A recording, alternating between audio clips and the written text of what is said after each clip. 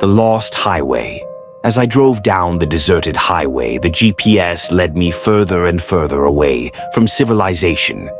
The darkness seemed to swallow me whole, and the only sound was the hum of my car's engine. Suddenly, the GPS announced, "Arrival in 0.2 miles."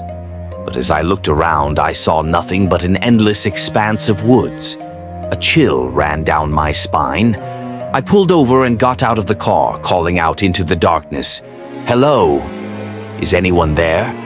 The only response was the rustling of leaves. As I walked deeper into the woods, the silence grew thicker, like a fog that clung to my skin.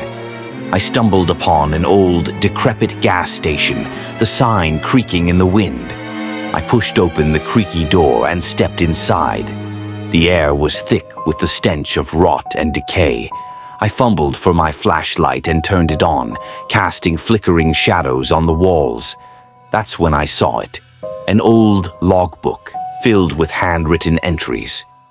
As I flipped through the pages, I realized that each entry was a confession, a gruesome account of murders and disappearances.